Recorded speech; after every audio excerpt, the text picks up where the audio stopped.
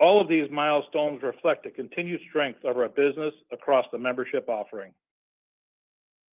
These great results are a reflection of the outstanding work done by our over 330,000 employees around the world.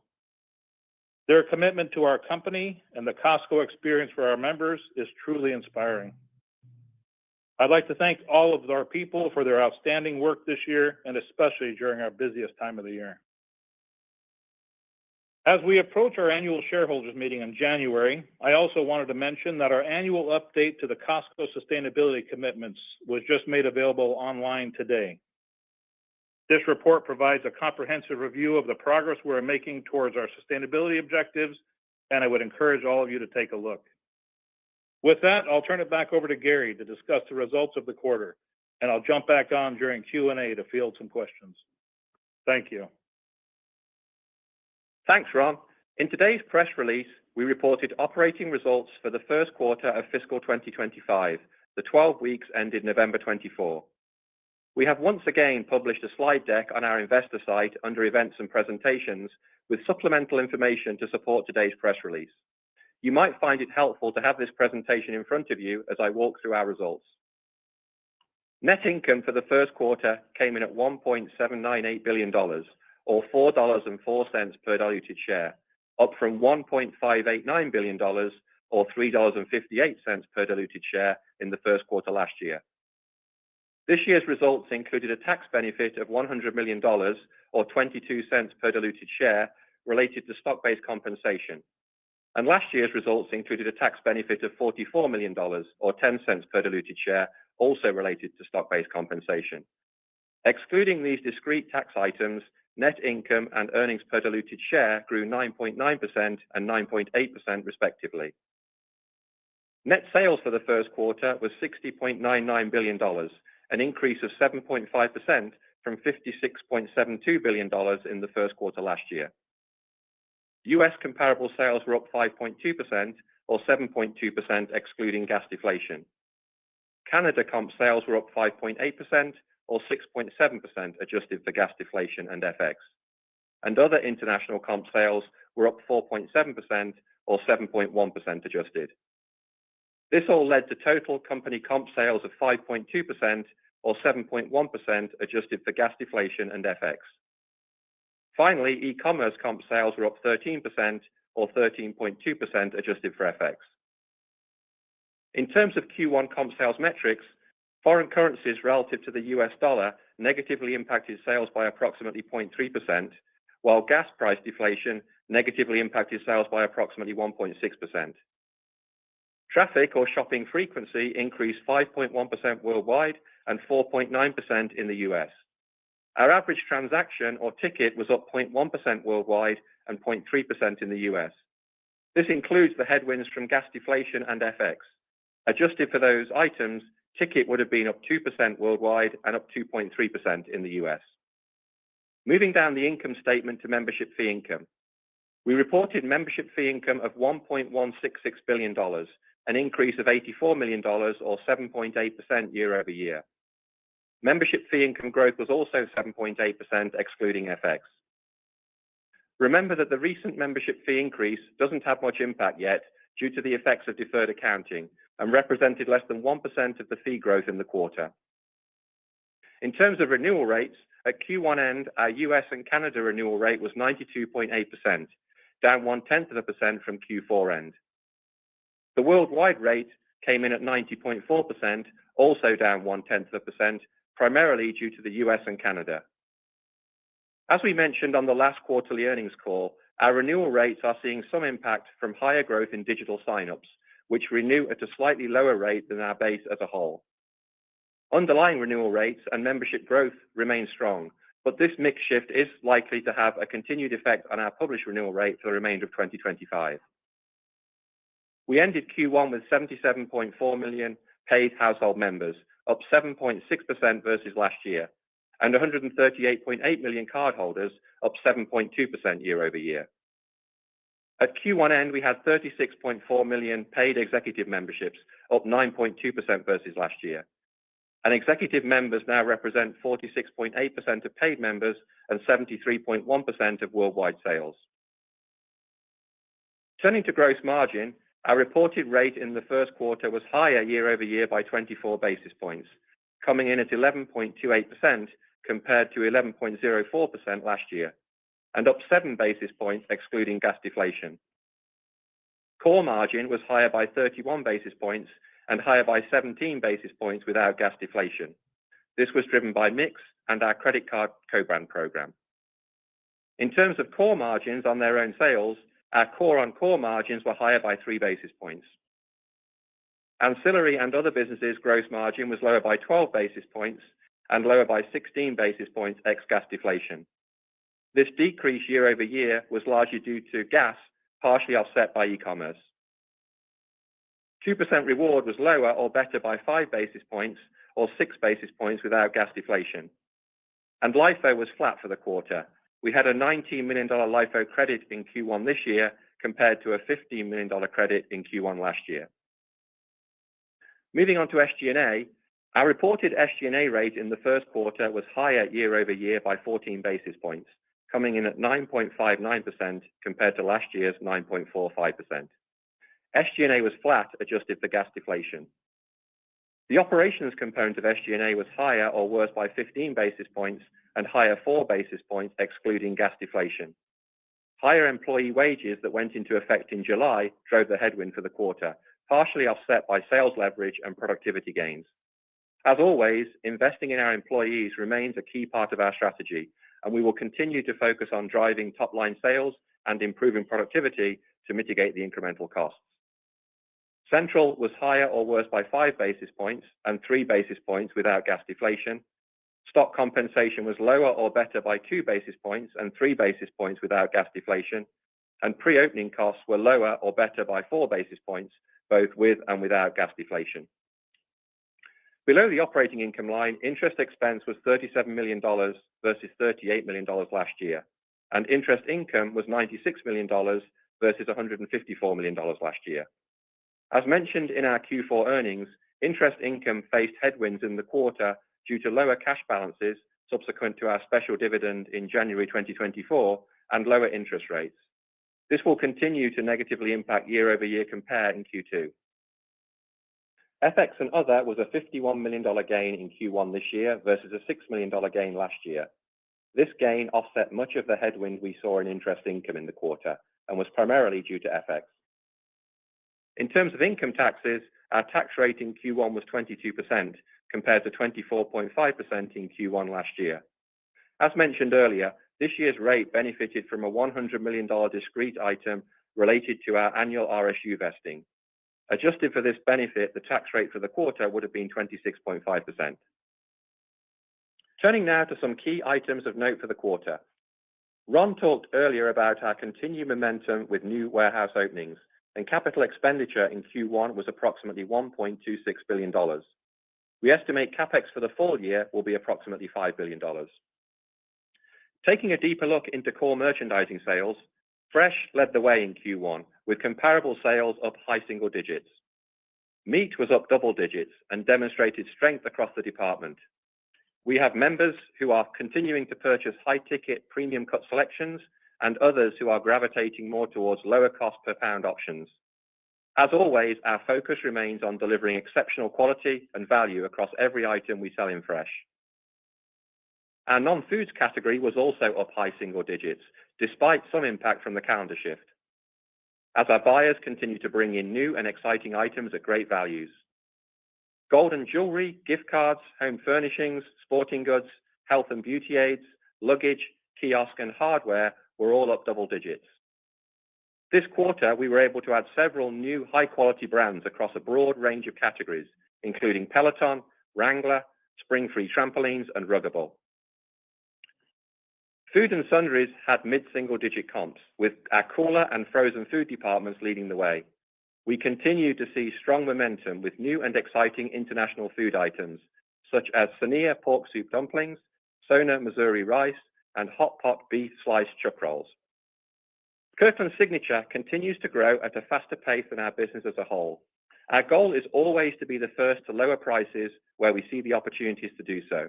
And just a few examples this quarter include Kirkland Signature Organic Peanut Butter reduced from $11.49 to $9.99, Kirkland Signature Chicken Stock from $9.99 to $8.99, and Kirkland Signature Sauvignon Blanc from $7.49 to $6.99.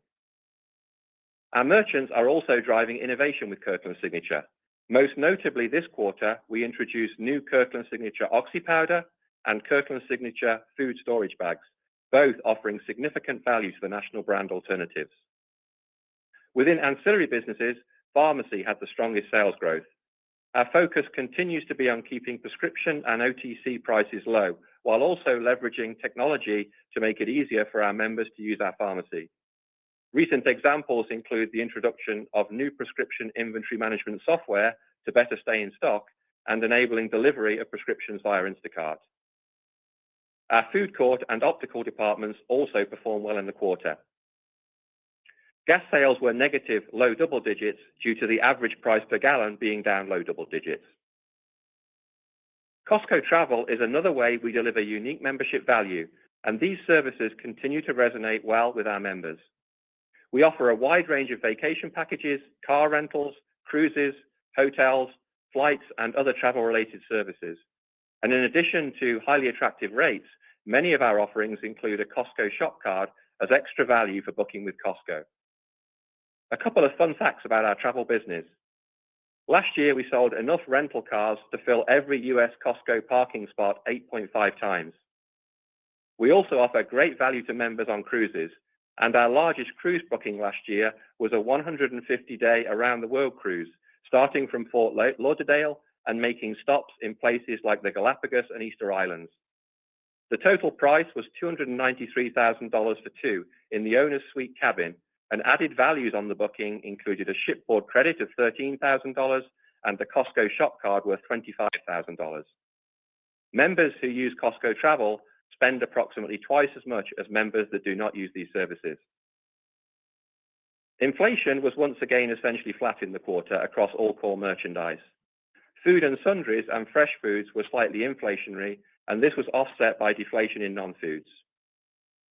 In the supply chain, while egg supplies have been negatively impacted by avian influenza and the recent East Coast port strikes led to a spike in paper and water product demand, overall product supply has generally been good. The predictability of on-time shipping delivery remains below pre-COVID levels, and items are generally spending more time on the water.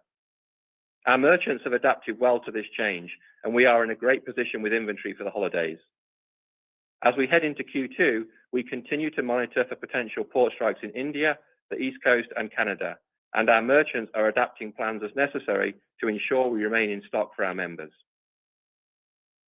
Turning to digital and e-commerce, we continue to make progress with our technology roadmap, and enhancements made to the member experience, like the ability to check warehouse inventory via the Costco app, are resonating well. Our US app was downloaded 2.9 million times in the quarter, bringing total downloads to approximately 42 million. E-commerce traffic, conversion rates, and average order value were all up year over year, helping to drive another strong quarter of comparable sales growth. While strength in bullion was a meaningful tailwind to e-commerce sales, hardware, sporting goods, gift cards, and home furnishings all grew double digits year over year. As Ron mentioned earlier, Costco Logistics also had another great quarter, driving growth in big and bulky items. And Costco Next, our curated marketplace, achieved record sales over the Thanksgiving, Black Friday, and Cyber Monday sales period. In closing, let me provide a brief update on retail media. To use a baseball analogy, we are very much in the early innings with retail media, but we continue to believe this represents a significant growth opportunity in the future. This quarter, we completed our first targeted media campaign through third-party media channels with one of our largest CPG partners. The campaign achieved 2 to 3 times the return on ad spend typically expected, highlighting the value we can create for our members and suppliers.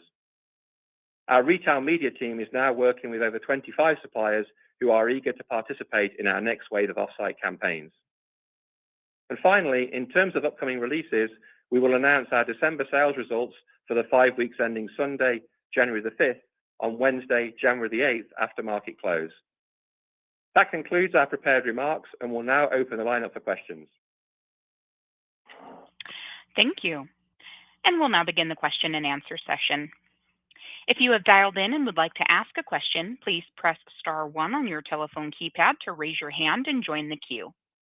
If you would like to withdraw your question, simply press star one a second time. If you are called upon to ask your question and are listening via speakerphone on your device, please pick up your handset and ensure that your phone is not on mute when asking your question. To be able to take as many of your questions as possible, we ask that you please limit yourself to one question. Again, it is star one if you would like to join the queue. And your first question comes from the line of Simeon Gutman with Morgan Stanley. Your line is open. Hi, everyone. I hope you can hear me. My one question with a couple parts. Actually diagnosing the health of the consumer. Can you give us some sense of how you're clearing some of the seasonal inventory, maybe apparel, bigger ticket? And then once in a while, we talk about market share in some discretionary categories. Can you share your perspective on that? Thank you. Sure. Thanks, Simon. Yeah, we can hear you well, and thanks for the question. So maybe taking that question in a few parts. As we look at the consumer, I think we're seeing a lot of similar trends that we've talked about on the last few quarters. What we're seeing with our members is that now, probably more than any time in recent history, that combination of newness of items, quality and value are really important to the member. And, we're seeing the member being very choiceful about how they're spending the dollars. All that being said, I think we're finding that as our merchants are doing a great job of finding that newness and quality at great value, we've seen some great strength in our non-food categories. And certainly, as you heard me say on the prepared comments, we're seeing really strong performance across many of the categories around things like gold and jewelry, gift cards, home furnishings, sporting goods, health and beauty, hardware, all up double digits during the quarter.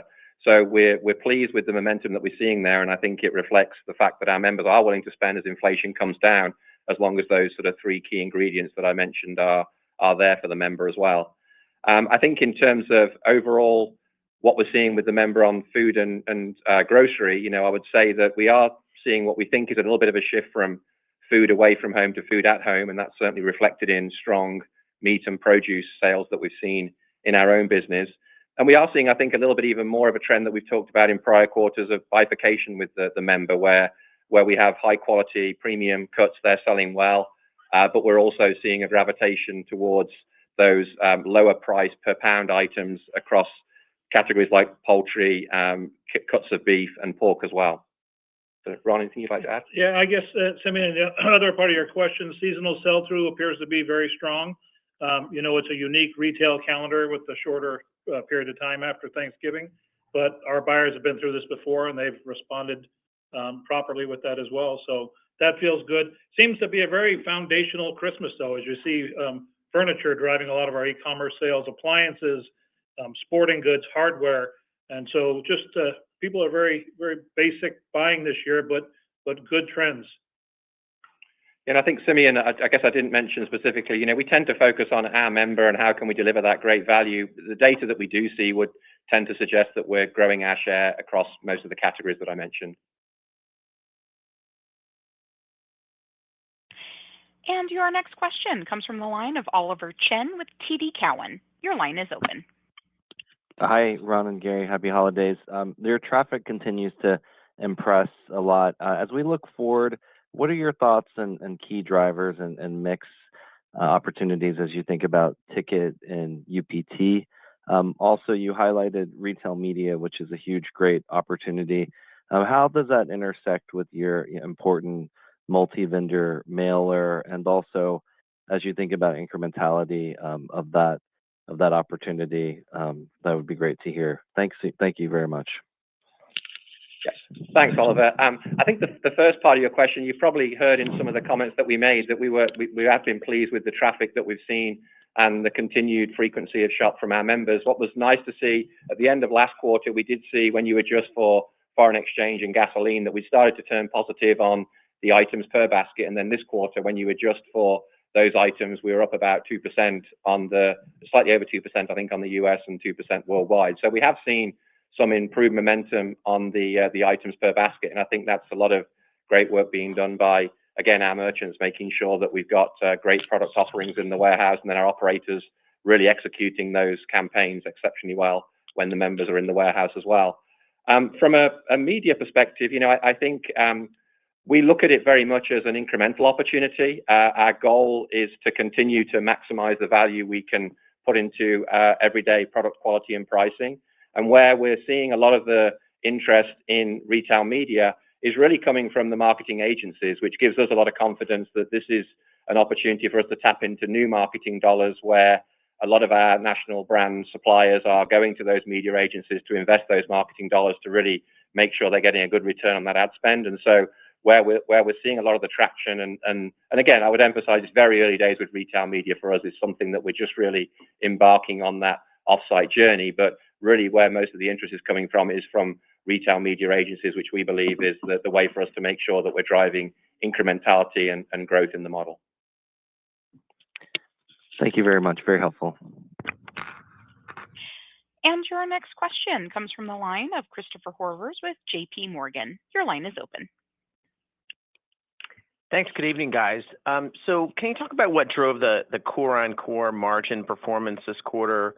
You have the MFI now rolling through. How do you think about, reinvestment of price, either, in terms of expected price reductions that you see coming down the supply chain, or maybe even going above and beyond that? And just as a side question, can you define what's in the hardware category? Is that consumer electronics? Thank you. Sure. Thank you for the question. Yeah, in terms of the core-on-core margin, first of all, which I think was the first part of your question, if you break it down between the sort of three main categories that we see within the business, that's foods, fresh, and non-foods. Foods would have been essentially flat. Non-foods would have been down slightly, and fresh would have been up slightly. So those three kind of, obviously overall, we were just up 3 basis points. So there really wasn't a tremendous amount of change overall, but they would have been the sort of key puts and takes in the overall number.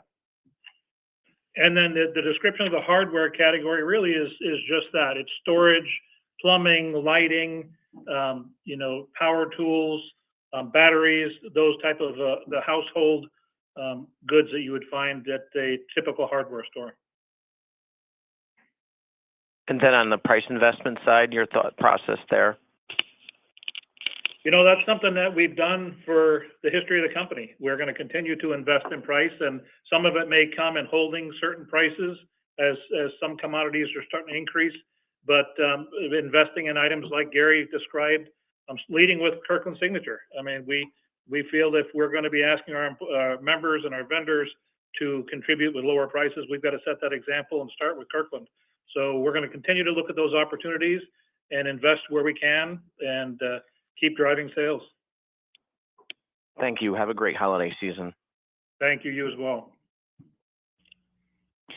And your next question comes from the line of Jian Ma with Bernstein. Your line is open. Thank you for taking my question. I have a two-part question. One, I think, Gary, you mentioned the difference in renewal rates from online signups and then offline signups. Can you help us break it out and understand the difference in online behaviors? And second part, on the retail media side, how do you expect Costco Connect, the third-party marketplace, to contribute to the growth of retail media going forward? And will that impact the membership loyalty in any way or regard? Thank you. Yeah, sure. Thanks for the question. So first of all, on the membership rate, I'd maybe take a step back and just say overall, we're feeling very good about the underlying membership metrics that we're seeing. So renewal rates in general, sign-up activity, and then the membership growth remains very strong. As I mentioned in the prepared remarks, really what we're seeing is that over the last few years, we've seen some shift in more of the members that we're acquiring coming through digital channels.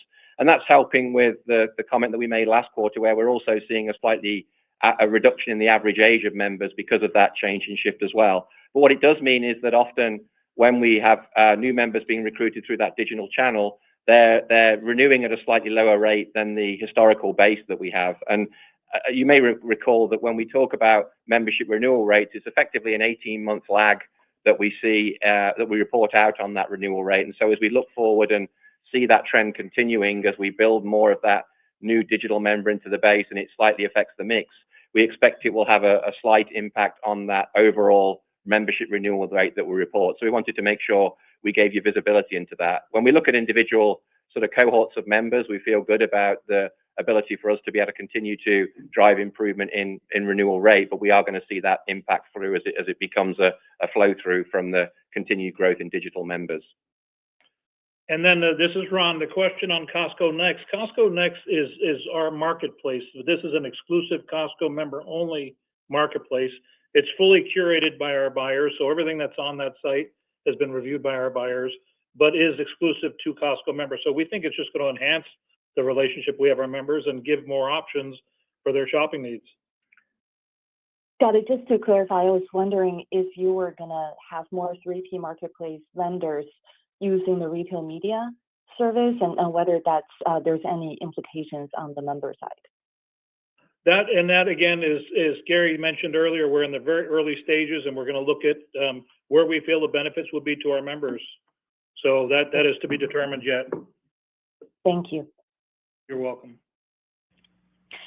And your next question comes from the line of Karen Short with Melius Research. Your line is open.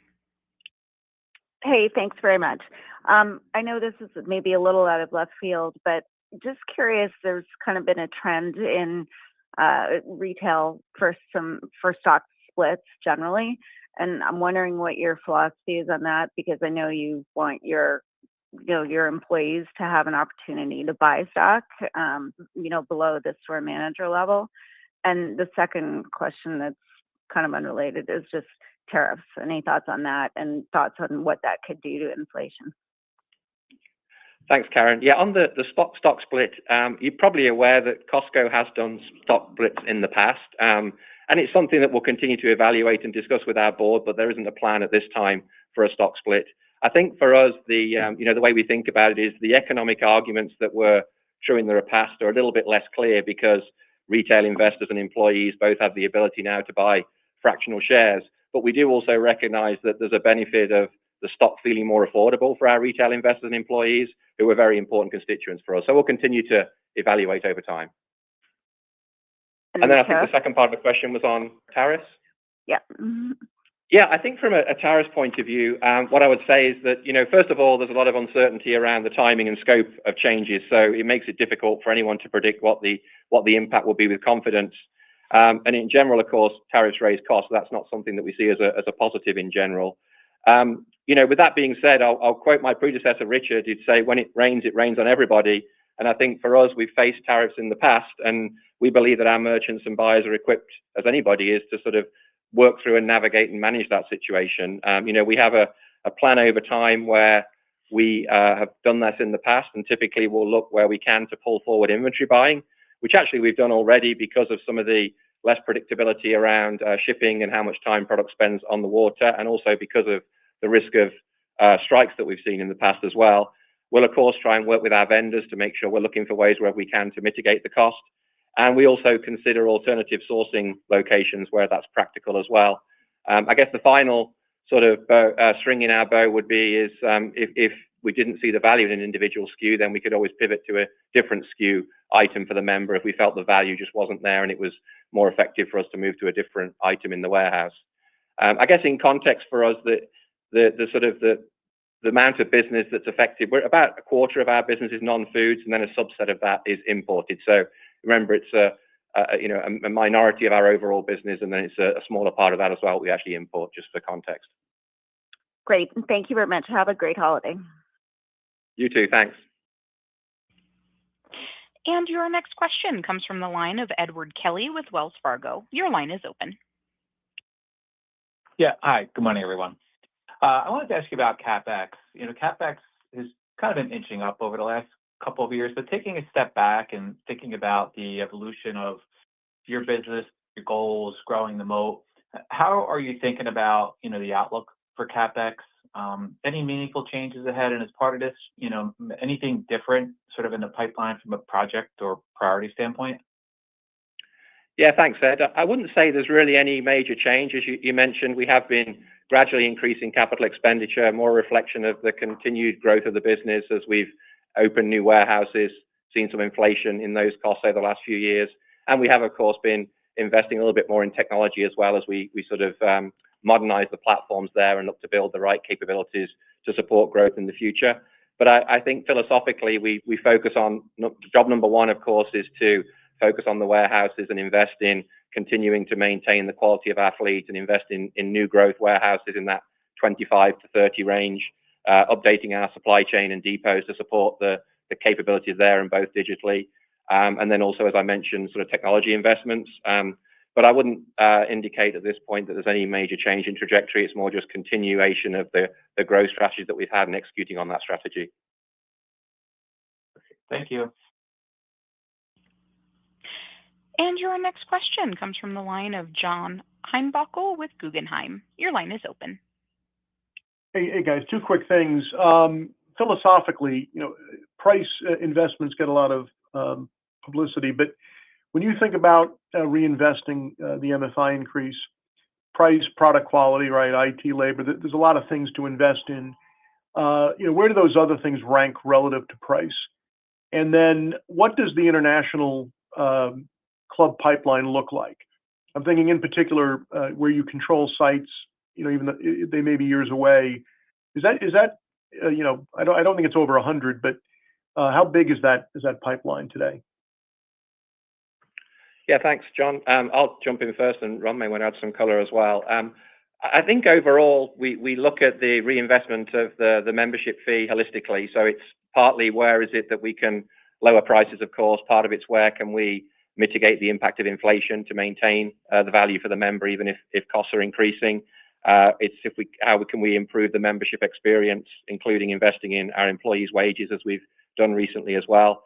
And of course, innovation with new products through Kirkland Signature. So I think we tend to look at it holistically and say, how do we make sure that when we think about what our members are paying for the membership fee each year, that we're delivering more value and showing them that they're getting greater value than they're paying by a meaningful margin for the value of being a member. Ron, anything you want to add on that? No, I think that's accurate. And an expansion around the world, I think you'll continue to see an equal amount of 30 warehouses opening up over the next few years for sure. A good portion of those being out of the U.S. We see some great opportunities in Canada and Mexico have been strong countries for us. We continue to see growth opportunities both in Europe and Asia as well. So some of these projects take a lot longer than other ones will, so they'll come on at different times. But I think the outline of 30 a year seems very realistic, and a good portion of those, not quite half, to be outside of the U.S. Thank you. You're welcome. Thanks, John. And your next question comes from the line of Rupesh Parikh with Oppenheimer. Your line is open. Good afternoon, and thanks for taking my question. So I just wanted Gary to go back to your comment that core margins ex gas were up 17 basis points, and you called out mix and credit card co-brand program. Is there any more color you can provide in terms of what's driving that? Sure. Yeah. Thanks, Rupesh. Overall, as you mentioned it, we were pleased with where reported gross margin rate came in. We tend to look at it ex gas deflation, as you know, and that was up 7 basis points, and then core on core was up 3. So I think the overall message is that things were stable when we look at the gross margin rate.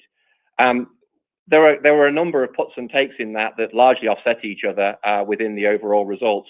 The main headwind, as we signaled potentially could be the case, was around gas, which was impacted by the fact that we had a major event, obviously 12 months ago or so in the Middle East that created volatility, and often that can create some strange margin performance, and we were cycling that. So that was the large headwind. I wouldn't say overall that we've seen in the long term gas margins be unpredictable. It just tends to be more unpredictable on an individual quarter when you have that volatility. So that was the sort of biggest headwind. And then offsetting that in the quarter, we had some benefit again this quarter from e-commerce as margins improved there, and the rate of improvement in e-commerce would have been largely similar to what we saw last quarter. So we were pleased with the progress we continue to see there. And then, as you mentioned, in the core, we had a couple of offsets. We saw some benefit from mix as we look at the business. And then secondly, we saw some benefit from the co-brand credit card program, as you mentioned. Essentially, the way the credit card co-brand works is that we fund a portion of the rewards that are paid to members, and then we receive various incentives and payments from our issuing bank, and all that flows into gross margin.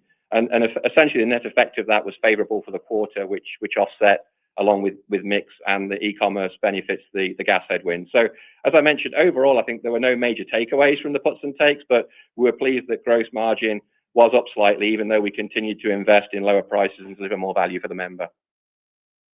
Great. Thank you for all the color. Happy holidays. You too.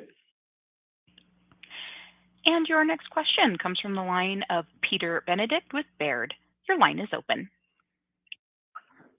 Oh, hey guys, thanks for taking the question. I want to maybe, Ron, for you on the runway for growth in the U.S. You said, 30 new clubs per year next handful of years here. Most of those are going to be in the U.S. You guys are just over 600 right now. I think if you include the other two players, we're talking about 1,400 plus clubs in the U.S. They're growing as well. How do you think about maybe the capacity for the club industry in the U.S. and maybe for Costco in particular? What are you seeing that gives you confidence in your ability to keep growing at this pace in the U.S.? I think the one thing I see is continued success of operations like I spoke of Pleasanton, California, that we opened the day before Thanksgiving. Right in between three high-volume Bay Area locations in the East Bay, and we opened this warehouse up not long ago, and even finding significant incremental business from our members. As we relieve the pressure off of those high-volume warehouses, we see the existing member base coming more frequently, and the build back is quite nice for us. So we see incrementality of the new warehouse, and then we see very, very quick build back on those as well. So not only do we still see some opportunities, Scarborough, Maine, we opened over a year ago. Building has had a tremendous first year in a smaller market like that we see. So we see some runway for a few years ahead of us yet, where we have a combination of new markets, but we really are focusing on how do we continue to improve that member experience by relieving pressure off of some of these super high volume warehouses. And we're finding it to be incremental to the business. Thank you very much. And your next question comes from the line of Greg Millich with Evercore ISI. Your line is open. Hey, thanks. I wanted to circle back on e-commerce, the growth there of 13%. Could you update us on what the penetration is now, and also how, if you add on Instacart and I guess the Uber Eats start, where we're getting up to on that? Yeah, thanks, Greg, for the question. We were pleased with the growth that we saw in digital. I think it's important to remember as well, as we shared in the November sales release, that there was some impact of timing of calendar as well. So the 13%, if you think about, I think we shared, the team shared that we were like a 15% headwind in our November sales results. And so crudely, if you take about a third of that, you wouldn't be a million miles out with the impact that it would have had on our sales in the quarter as well. So we were pleased overall with the underlying trend, and the metrics that we saw around app downloads and traffic and average order were all up as well, which was encouraging. If you think about the mix of the business, it would be in the sort of, from the numbers that we disclose publicly as being part of our digital business, in the sort of 7 to 8% range of our total sales. So as you know, it continues to outpace our overall growth, and we expect that trend to continue. You're exactly right that when you recognize how we define it compared to how others define it, we wouldn't include some of those third-party sites that are delivering. And there's a few other parts of our business that we don't include in there as well that would fit in under other businesses. When we add those in there, and when you sort of strip out gas, which I think most companies do when they compare, we'd be north of 10% in terms of total penetration of e-commerce sales. Got it. Thanks. And then maybe circling back on private label, could you just update us now on the penetration, especially given some of those great new items you've come out with that you highlighted earlier in the call, and what that could eventually be? Yeah, I think it's up about 30, almost 33% at this point in the U.S. is where we've now hit. And that's primarily the food and sundry side of things where we see the majority of our private label, but we're just bumping up against 33%, and it's growing a little faster than the rest of the business. That's great, guys. Have a great holiday. You as well. You Thank too. Thank you. And your next question comes from the line of Scott Mushkin with R5 Capital. Your line is open. Thanks. Hey, guys. Thanks for taking my questions. So I just wanted to kind of maybe ask a higher level question around your business. The traffic growth, which is the lifeblood of a retailer, has been very strong given the size of the company. You talked about the Pleasanton opening. So I was wondering if you kind of give us an idea of what you think is driving this. Is it the club format generally resonating, consumer mindset initiatives? And how do we think of like 2-4 years from now? Is it the numbers this time?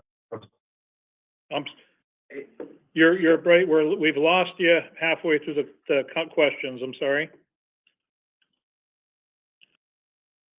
I apologize. I don't know why that happened. You guys are as clear as a bell. Basically, just to say, this type of traffic growth is your initiatives, the industry mindset, and what your thoughts are about keeping this type of traffic going for years. Okay, and I think we got most of your questions, and it really regards around traffic growth and what we see that happening, and if we feel that can continue on. And that's what I'll try to answer, and hopefully that was what you're talking about. I think from some of the comments you made, I think it's all of the above. And some of the fun facts I gave out there was just really to point to the growth success we're seeing in several parts of our company, be it the pharmacy, the food court, our fresh foods area. I've got to contribute a big part of that to our buyers and operators and the work that they're doing and keeping relevance to the member needs and being reflective of what, we're focusing on some of the lower cost proteins for some of our members while we're focusing on the Wagyu for the members that would like those goods as well. So I think our people are doing a tremendous job knowing our customer, but it really is all parts of the business are contributing. Their tire business is very strong. Our non-food business continues to strengthen. E-commerce is doing their part. And it just goes back to execution from the teams.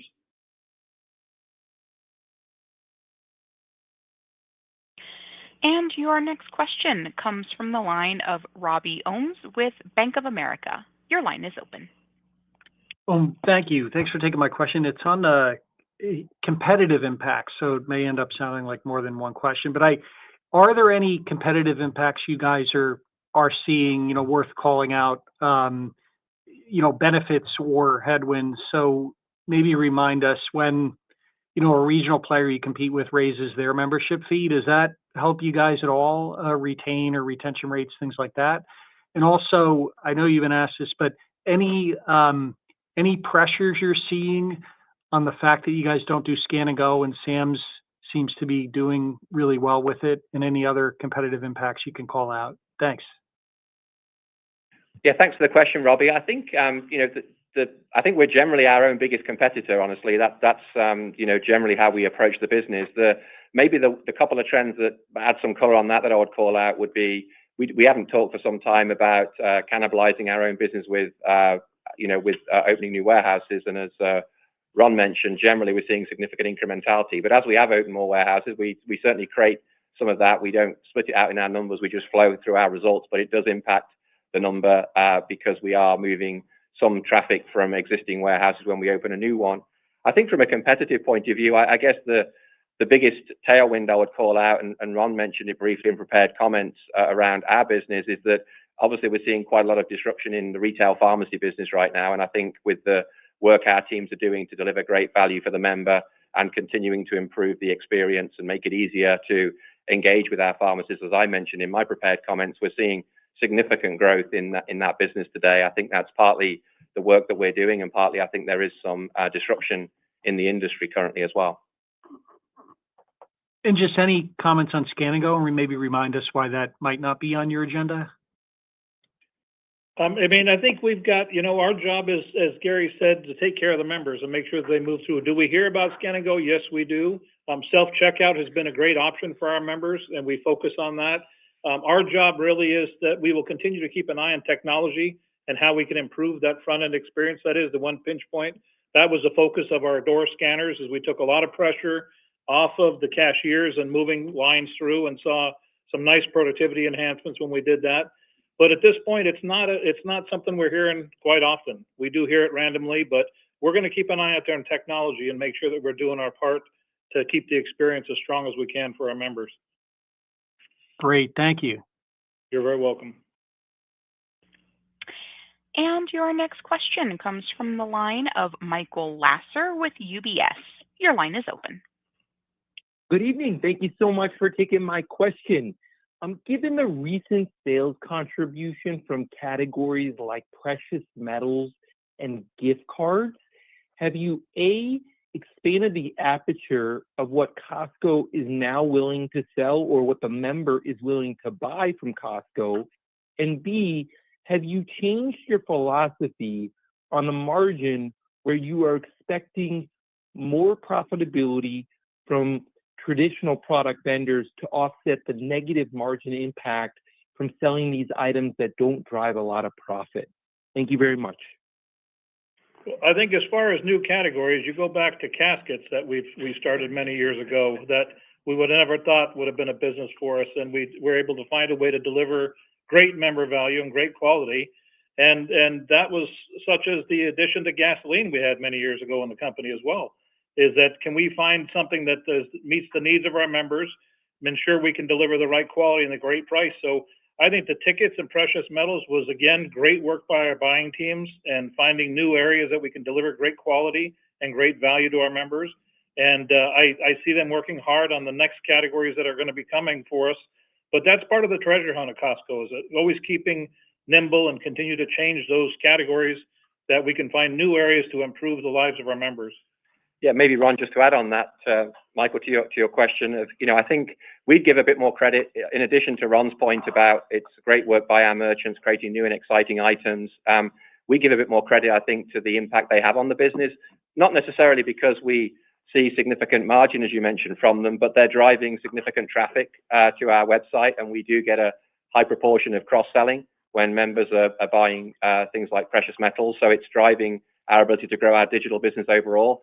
And I think we see it as something that also just creates a lot of awareness about our e-commerce business as well. So as you know, we don't advertise, but it's identifying these exciting items that help drive traffic and awareness of what Costco offers. So, and I think some of that is a factor in what helps with the continued growth in e-commerce, not just from a top line perspective, but also the margin improvement that we talked about on the call. So I think, we would look at it a little bit more broadly for sure. But just to clarify that second point, are you having to offset the margin impact from selling these traffic driving items that don't carry a lot of margin by requiring even better margins on the rest of the assortment?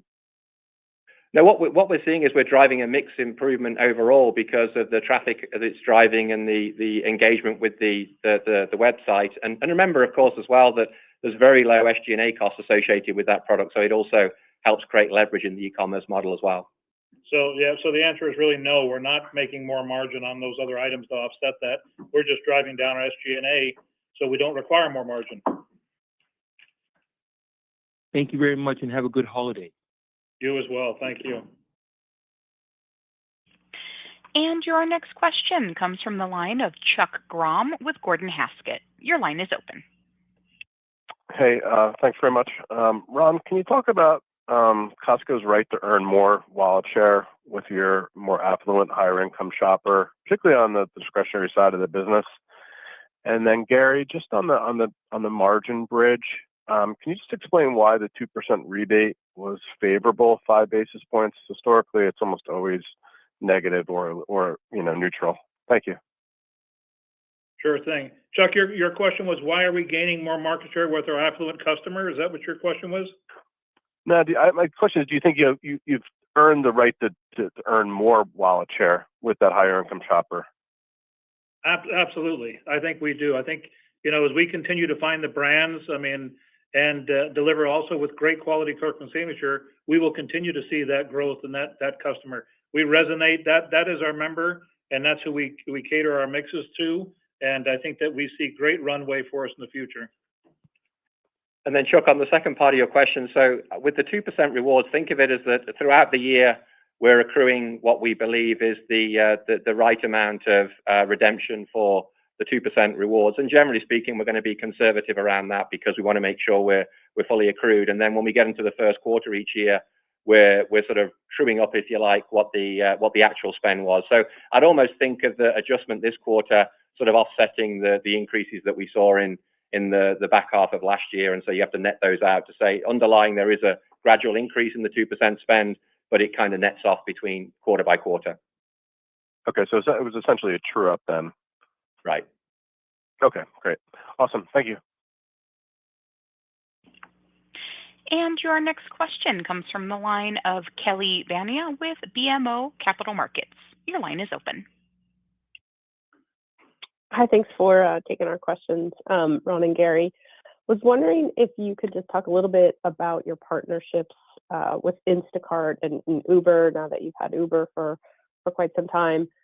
What you've learned, what is the pace of growth and how that's adding to comps, and just general awareness among your membership base of the service there, particularly as you add new services, like you mentioned, the pharmacy, I guess, coming in and what something like that could do to the growth there.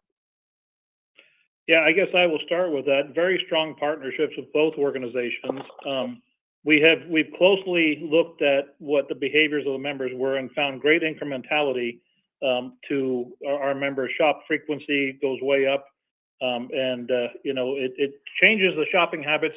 I think they'll use us more for a fill-in between their big Costco brick and mortar shop to go into an Instacart or an Uber and shop those directions. So I think that we're finding that it's the most cost-effective way to do some small non-food item deliveries as well, where we would have otherwise shipped those via UPS or a carrier from a distribution center. We can now have those to a member within a few hours. So if you're looking for a blender that will fit in the back of a Prius, we can get that to you in a couple of hours at a very low cost. So it's improving our e-commerce delivery speed and time to the member, and convenience is there as well. So we're very happy with the partnership. Our head merchant works very closely with both of those organizations, and we think it's a great service for their members. I guess the only thing to add, Kelly, is the first part of your question, it continues to grow very strongly, so at least in line with the pace that we see in our digital business overall. Yep. Slightly higher than our e-commerce business growth. And your next question comes from the line of Chuck Cerankosky with Northcoast Research. Your line is open. Good afternoon, everyone. Could you talk a little bit about labor relations and the current negotiations with the Teamsters, please? I guess, Chuck, what I will say about that is that at Costco, we will always take care of our employees as we always have done. That means that we're going to focus on a fair and a timely process for getting to an agreement with the Teamsters. We have a 40-year track record of dealing fairly with the Teamsters Union, and really nothing has changed about that. So these are Costco employees. They're of great importance to us, and we're going to do everything as we can to take care of those employees as we do all of our employees. Great, thank you. And your next question comes from the line of Corey Tarlow with Jefferies. Your line is open. Hi, good afternoon, and thanks for taking my question. I was wondering if you could talk a little bit about the international performance that you saw. Comps decelerated on a multi-year stack versus Q4. So just curious by region if there's anything to call out that changed versus the prior quarters. Thank you. Yeah, thanks for the question, Corey. I don't think there's anything we'd be particularly calling out. I mean, there's certainly some nuances sometimes between some of the international markets of when certain holidays fall, and they would have had, I'll give you an example, which I wasn't familiar with before joining the company and having recent conversations, that in Taiwan, there's a big impact from the holiday season in the same way there is here around Black Friday. And so there are nuances like that we see in individual markets that sometimes can affect the calendar. But overall, we've been pleased with the momentum that we've seen in the international businesses, and we continue to see strong growth relative to both our own internal expectations and then also as we look at the growth in those markets, how we continue to grow our market share. So nothing I would call out as being unusual there. Thank you. And we have time for one more question. Your final question comes from Laura Champion with Loop Capital. Your line is open. Thanks for taking my question. It's a follow-up on your digital business, which obviously is growing well, but how would senior management diagnose or grade your online presence from a look, feel, and function perspective relative to your competition? And related to that, this growth in members who are joining online, is that something you're driving, or is that just an output of the attractiveness of your online offer? Yeah, thanks for the question. I think, again, I'll say we're probably our own toughest critic. I think when we look at our business overall and we look at the growth over the last 10 years, we've actually grown at a faster pace than the e-commerce sort of business in the US has grown in general. So in one respect, we're very pleased with the momentum and the growth that we've seen and continuing to see that higher engagement. But we're never satisfied. We believe there's more work we can do to keep improving the member experience. We made recent changes with things like search functionality and making inventory available through the mobile app. And those changes are certainly, members are seeing the benefit of that and commenting positively on the changes that we're seeing. But we know that we're on a technology journey. We've sort of been building the foundations of that journey over the last few years. And the goal is to keep getting better and to keep enhancing the member experience. So I'd say we still believe there's more work to do. And we believe by doing that work, we can continue growing our digital business even more effectively. And I would add to that, we realize that we do have some opportunity. They definitely see that we can continue to improve. Gary is exactly right. We're doing the back of the house work at this point, speed, stability, making sure that all the foundational work is done so we can build on that. And then I think in short order, people will start seeing the front side of things that will come in. But I think Costco Logistics is a great example of the progress we've made. We are now able to pre-deploy things around the US and have deliveries made in 4 days, which a couple of years ago would have taken us 2 weeks. So we're seeing the distribution centers coming online. We're starting to see the app usage go way up. Functionality is being added to that as well. So it's a journey. We're going to start seeing some more forward-facing improvements in the next 12 months as we sort of start putting our logistics sides behind us and we get those things taken care of. And as far as the e-commerce engagement with membership signups, probably the biggest difference is that we have less executive members sign up online, which do renew at a higher basis.